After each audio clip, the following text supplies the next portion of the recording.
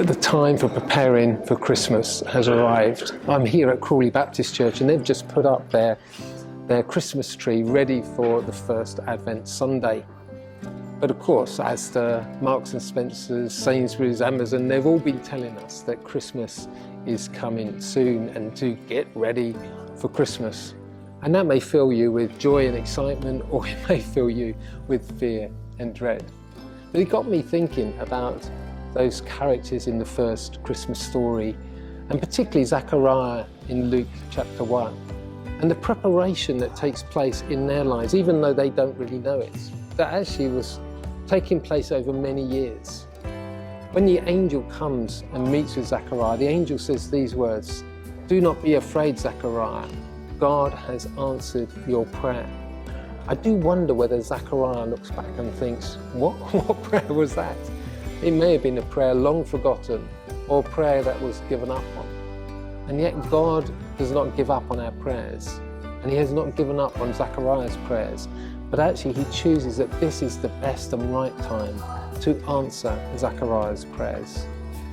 And that may be true of us too, that we may have prayers that we've brought before God that are way back in the past, and the timing of the answering to those prayers is not our timing. And so often we are out of step with God. And what we need to learn, like Zechariah, we need to learn that God's timing, God's pace, is the right and best pace. And he can answer prayers that were way, way back, and even possibly even prayers that we've not yet prayed in the future. But if the timing is right, then God can fulfill his work.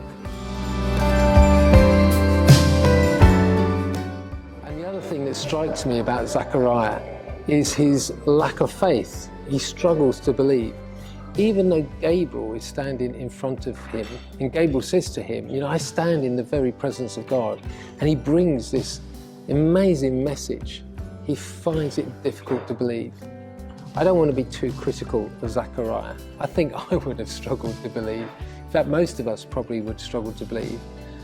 But what I find encouraging is that God still uses people like Zechariah, people that actually are part of the journey of God, part of this birth narrative, part of the mystery and the story of the Messiah coming to earth.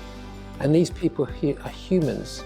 They're people that want to believe, are praying that God might move, but when God does, find it difficult to believe. And Zechariah needed to learn, and I think that period of 9 months of silence and solitude and the lack of ability to speak, and of course that was such an important tool for a priest. So it means that he couldn't actually function as a priest, because a priest needed to lead people in prayer, they needed to teach, they needed to communicate. So the voice was a really important tool for the priesthood. So without that tool, Zechariah is to learn that God can work without him.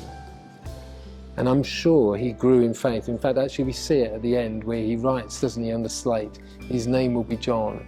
In some ways, as he's writing that, he's saying, I will trust that God is doing his miraculous, mysterious work. In this mystery of Christmas, may we grow in our faith and belief to say that God has acted in love, grace and mercy in the mysterious coming of Jesus Christ, the incarnate one, come for us, the Prince of Peace. We want to wish you a very happy Christmas from the SEBA team and everyone involved. Have a great time, and we will look forward to seeing you in 2026.